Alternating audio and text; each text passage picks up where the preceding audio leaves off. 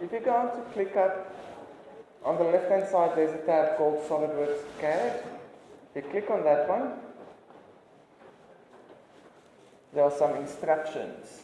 The 3D modeling program that will be used in MGC is SolidWorks 2018-2019. The theory classes on this program will start later in the session, so that's not today. But if you want to explore, you are welcome to download the program by following the instructions listed below. So if you go to a computer that's connected to the network via a LAN cable, so not on the Wi-Fi, it has to be one of these cables. You should be able to plug your computer in one of the lecture venues if there's no one there and download it over the cable. Or you can go to the computer labs and download it from their computers onto a flash or hard drive and then just put it on your computer. The install file is a couple of gig, like 12 or 15 or something. And then you can just install it using these instructions. Once you've installed it,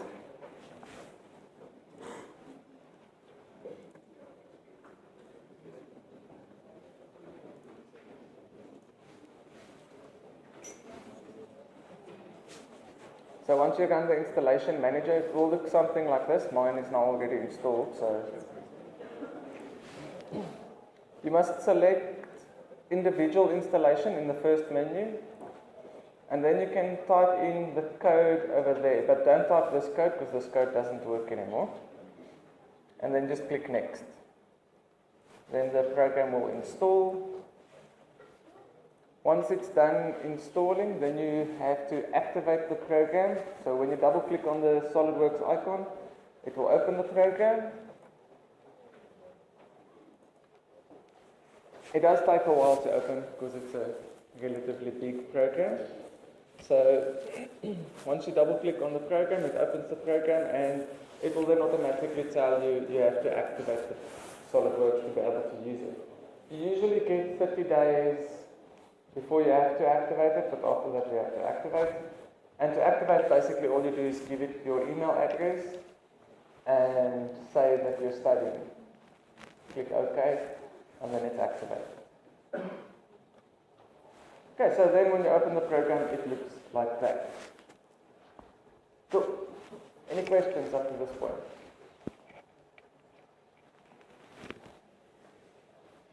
Good. So the edition of SolidWorks that you guys will be getting is the 2018-2019 version, and it will be the unlimited student version. So there's an unlimited number of subscriptions for the student version, which means you basically have all the drawing functionality and assembling and all of that, except you don't have the toolbox and simulation things, which you're not going to need in any way, so it doesn't make a difference. Okay, so this is SolidWorks. So I think it might be good for me to just show you a couple of things that I've modeled so far, just to kind of give you a taste of what lies ahead, and then we can take it from there. So for the aeronautical people, you might find this interesting.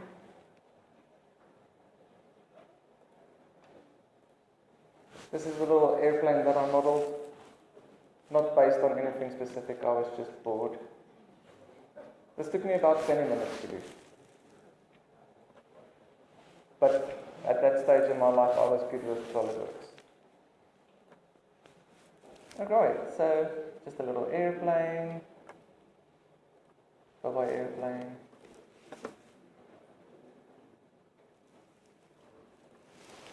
For the people who like high performance brakes, this is a cross-drilled slotted ventilated brake disc. So the high performance cars usually have something similar to this. This also takes about 15 minutes to draw, if you know what you're doing. And this thing you might have seen before. It's just quickly loading the 111 components.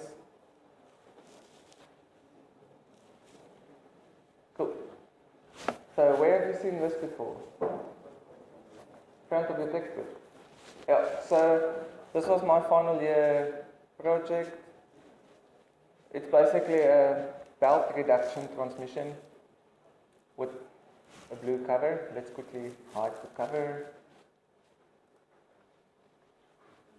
And what's nice with SolidWorks is you can actually model the movement as well. So if I, for example, rotate this input shaft, it's going to rotate that pulley, which will pull on the belt, which will rotate that pulley, which is connected to this pulley, which will pull on that belt, which rotates that pulley, which is connected to that pulley, which pulls on that belt, which rotates the outside pulley. So basically, if you click and drag,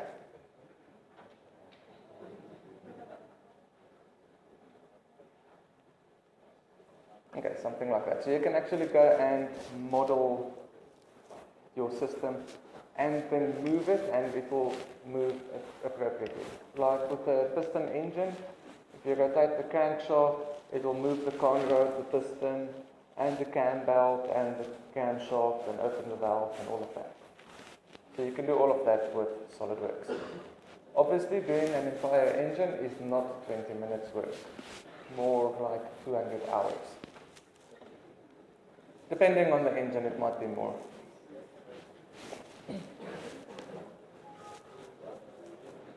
Okay, coolness. Any questions?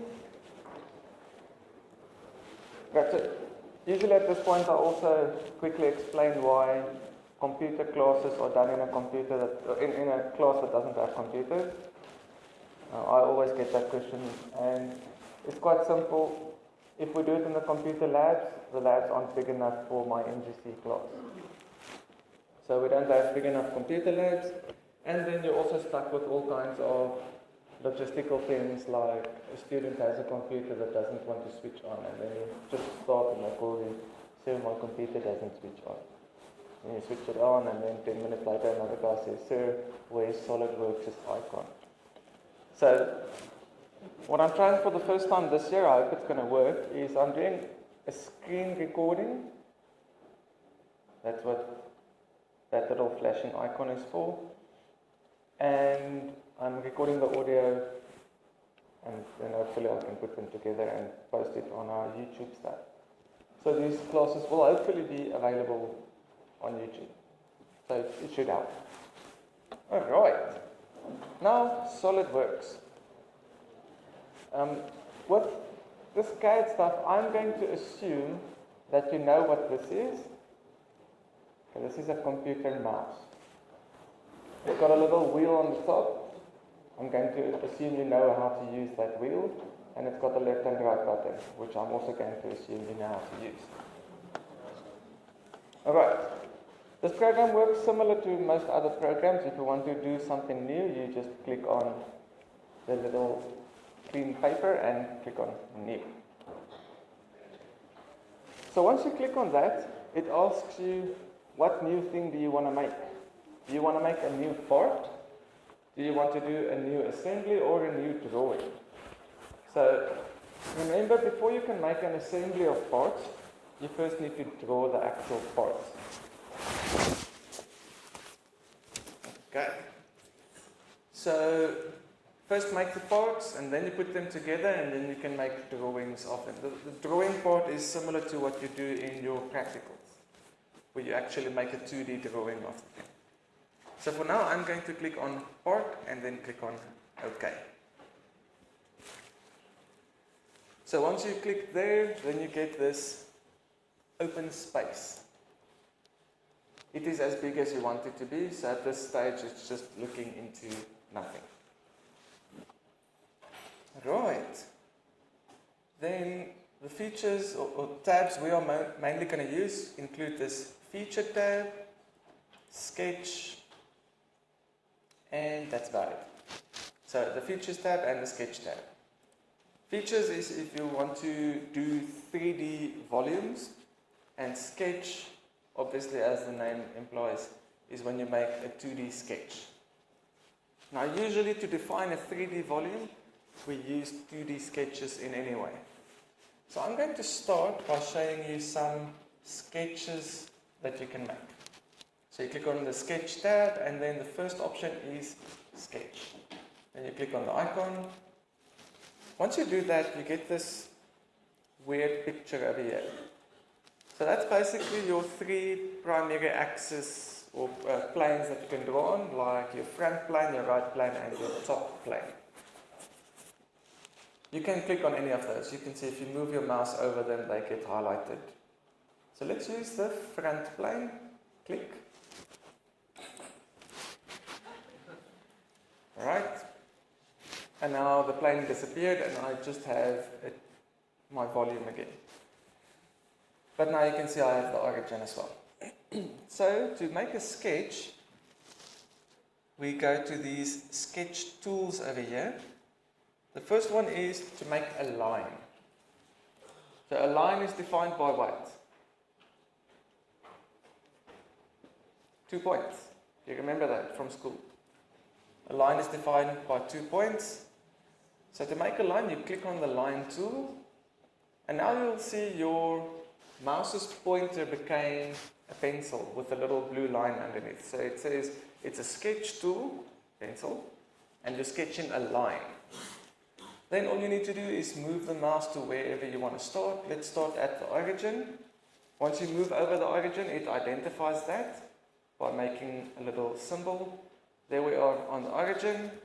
There we are directly above it. That's why it makes that little vertical line symbol. Over there we are horizontally to the right of it, which makes a horizontal line symbol. Right, so click to make the first point of the line. There you can see the line now follows the mouse around until you click for the second point.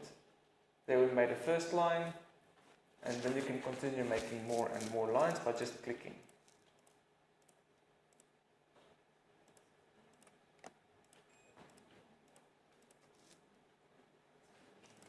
Click. Easy as that. When you're happy with all your lines, you can click on the OK button. I'm going to say OK a lot because we click on it a lot. Okay? So now I just press the escape button to leave the tool, or you can just click on the tool again to leave it. Second one is a circle. So for a circle, you can either define it by the center point and the point on the radius, or you can define a circle by 3 points. I usually use the center and radial point option. Click to place the center, move it outwards, and click to place the radius. Just like that. Click, click, click, click, click, click. Okay. I think you got it. Alright. Next one is a rectangle. So with rectangle, there are also different options. The one is to specify the diagonal points, but that means this line and that line will be horizontal and vertical respectively. So the first option always makes a horizontal rectangle. Click, click, click, click. Okay. If you want to incline the rectangle, you can use the 3-point one where you just click for one corner, click for the other corner, and click for a width. Pretty easy stuff. Okay, I'm just going to exit this sketch because that's just a bunch of random stuff. Yes, I want to delete everything. Alright, I'm going to make a new sketch on the front plane. So the other tools, we can make a center point arc. So that's like a portion of a circle. Click for the center, click for a point on the edge.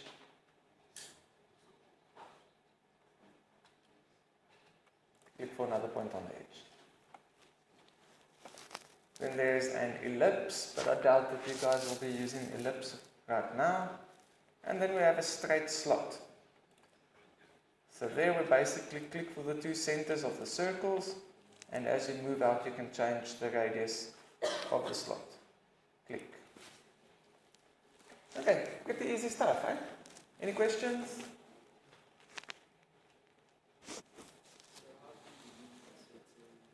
That's a good question. How do you delete something? So I'm just going to exit the sketch tool, click. Now I just have my normal mouse pointer, so all I need to do now is hover over a line till it goes orange, click on it, and press the delete button. Okay, easy as that. Another sketch tool that is quite handy is the trim entities tool. So I can now go and have sketches that overlap. And let's say I only want to keep this center portion. Then I can use my trim entities tool. I usually use the trim to closest option. And then you basically, when you click on a line, it just deletes the line up to the next intersection.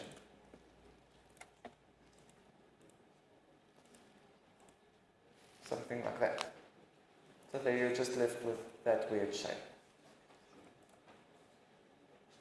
And then if you want to keep the sketch, you can click on OK. Now, with the mouse, if you press in the scrolling wheel, I don't know if you've ever noted that you can actually do that. If you press in the scrolling wheel and move the mouse around, you can now go and rotate something in 3D. Okay. Before I make you dizzy, I will stop. Here are some view tools. There is zoom to fit. So if you click on zoom to fit, it fits whatever you have drawn in your view window. There is zoom to area, so you can click and drag over something to zoom in. Next one is previous view. So that just goes to the previous view, as it says. Section view, which you will probably not use a lot. And then view orientation, that one I do use a lot. So when you click on it, it gives you an option for the front view, for the top, bottom, left, right and back, or even an isometric. Right, so this is how you rotate whatever you're seeing. These tools don't change the component, it just changes where you stand looking at it. If you roll the scrolling wheel, rolling it one way will zoom out, rolling the other way will cause you to zoom in. And it actually zooms into the location where the mouse's pointer is.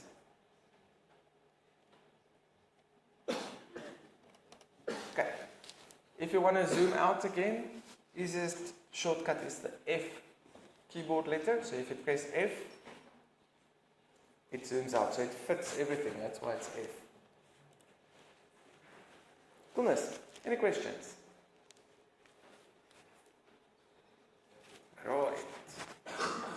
Just going to delete that one again. Let's make another sketch. So up to this point we've just made random lines, but we might actually want to dimension these things.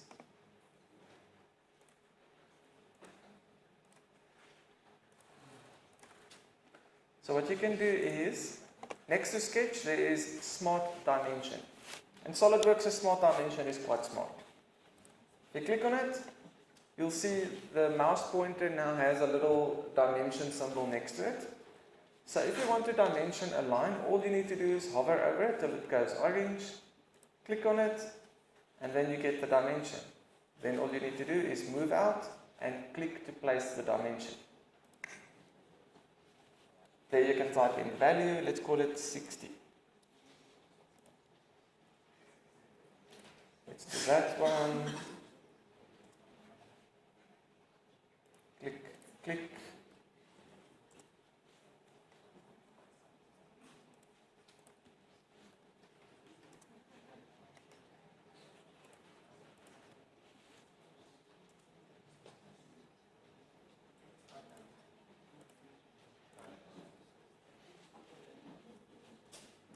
But what's interesting now, I don't know if you noticed, some of my lines went black.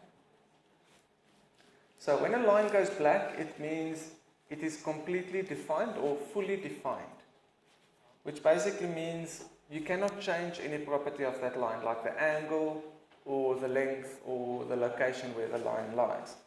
If it is blue, it is not fixed.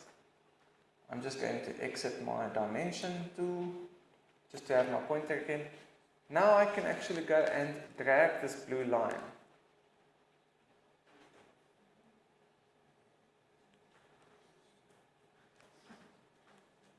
Okay, so that one is still free to move, but you'll see if I move the one, then the one next to it moves as well. And the reason why is because I specified the distance between them. So SolidWorks will always make sure that the distance between these remain 25. These ones at the bottom can move as well,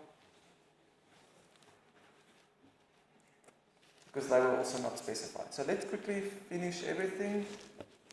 I need to make this line's length how much? How much do I need to make it to make that little part in the middle?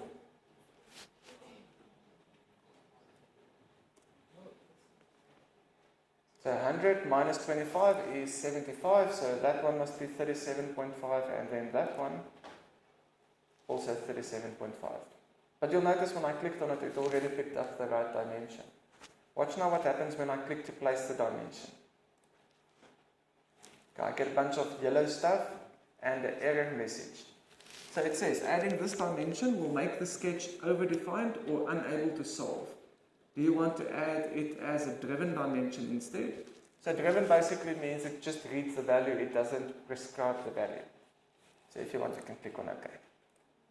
And you'll see it's now a grey dimension. So basically SolidWorks says, okay, if that line is 100 and this one is 37.5 and that one is 25, then that one has only one option, and that is 37.5. Meaning if I want to force that line into a certain dimension, then SolidWorks says, okay, but you're telling me the same thing twice. Why are you doing this? Okay, let's place some more. Right, now everything is black, so nothing on this thing can be moved anywhere anymore. When you're done, you can just click on OK. So there I have a sketch. Easy stuff.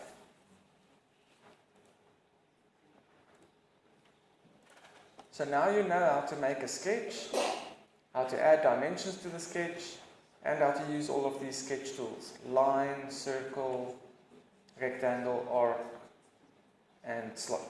The polygon you're probably also not going to use now, seeing as this is quite introductory to SolidWorks. And spline also you won't use.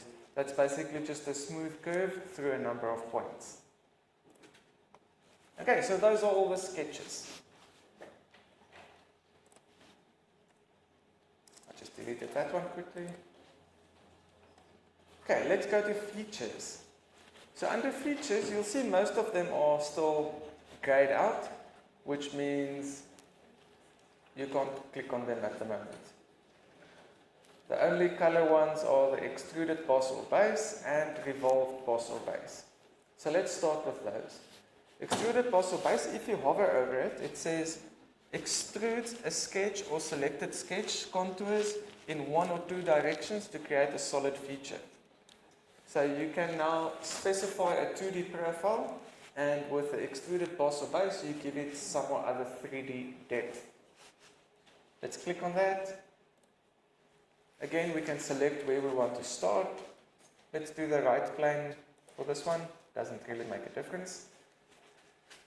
So now what I need to do is I need to sketch some or other closed area that defines the 2D cross-section of my component. Let's just do a rectangle to start with. Okay, now the rectangle, once I clicked it, is grayed, so it shows me the area of the rectangle. And if I click on OK, SolidWorks asks me, how thick do you want this thing to be? So you can either go and drag it, or you can just type it in on the left-hand side. Doesn't matter which one you use. Then you click on OK. And now I've got some three-dimensional solid that's filled up with material. Let's do that again.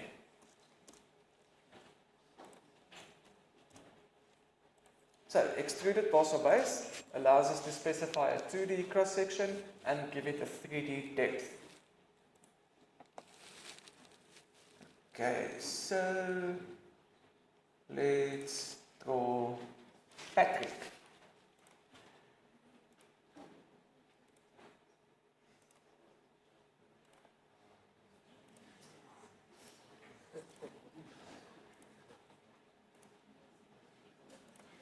Okay, so there I have a 2D cross-section, but I can actually go and give it some more features.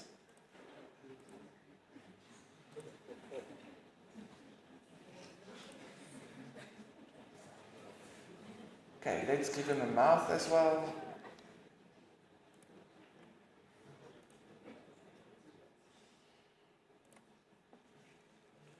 Trim off what we don't want. We don't want that one.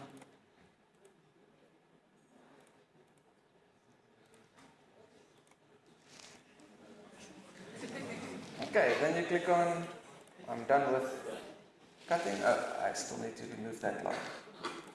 Trim that line as well. Thank you. Okay, then we click on OK.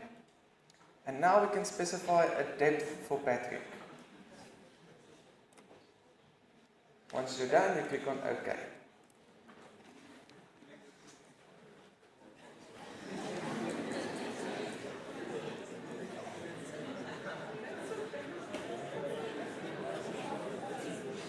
Right, so that allows you to do a 2D profile and give it a 3D depth. Now, yep. Sorry, so I just want to know, how did you make the corners smooth? Is there like a quick function for that? Yes, there is a quick function to make the corners smooth. So if you want, let's quickly do that. What I'm going to do is I'm going to edit this sketch. So to do that, you click on the feature, Extruded Parcel Base, click on it. The first one is Edit Feature, so that's where you set the depth. Second option is Edit Sketch. That's what we want to do. Click Edit Sketch. I'm now going to view normal to that. And for that we can use the Sketch Fillet tool. Click on Sketch Fillet, set the radius.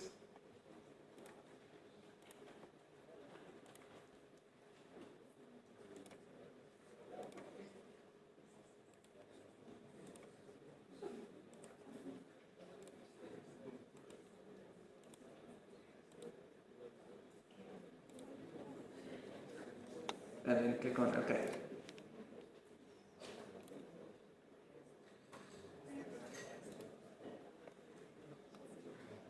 So there I rounded all the edges.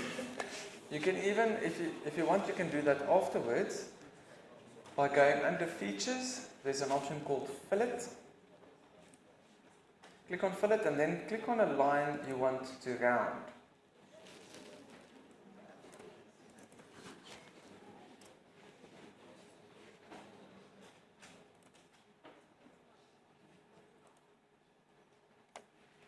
So you can do it afterwards as well. Cool, any questions? Nice. So the same way in which we added material, we can actually go and cut away material by using, if we go to the right, we can use the extruded cut. So same as doing a 2D profile and giving it a depth to do a volume, you can do it to remove a volume as well. So extruded cut. And let's say we want to cut on this plane. So once you click on cut, it says select a plane, a planar face or an edge on which to sketch the feature cross section, or select an existing sketch. So I'm going to draw something on this plane there. And then I'm just going to view normal to it. I usually do this. That helps me to make sure I selected the right plane to start with. Okay, so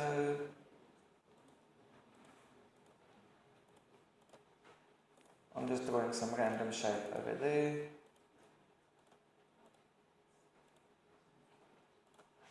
something like that. Then you click on OK.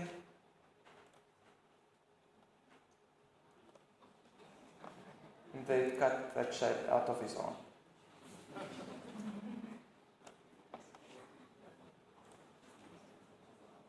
You can edit the feature to set how deep it must cut as well.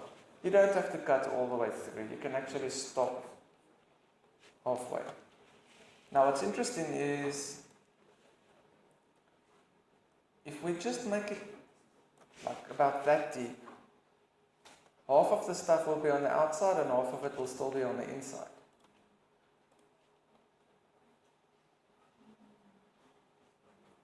So it doesn't have a problem if you do something like that.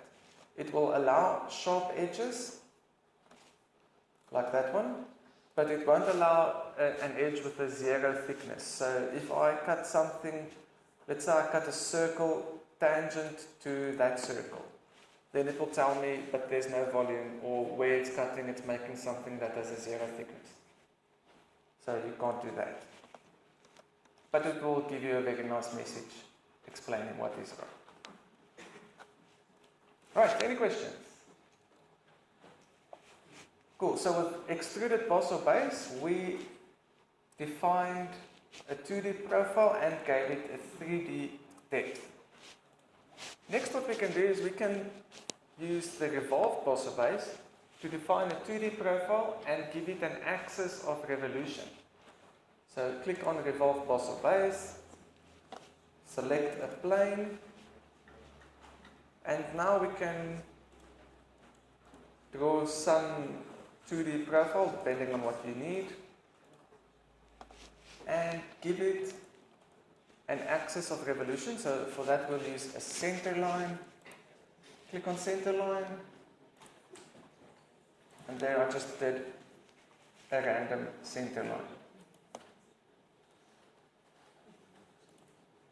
Okay, so there I've got a center line, there I've got a 2D profile, closed profile. Then click on OK, and it will then spin this thing around that profile. If I want, I can make it less than all the way around as well.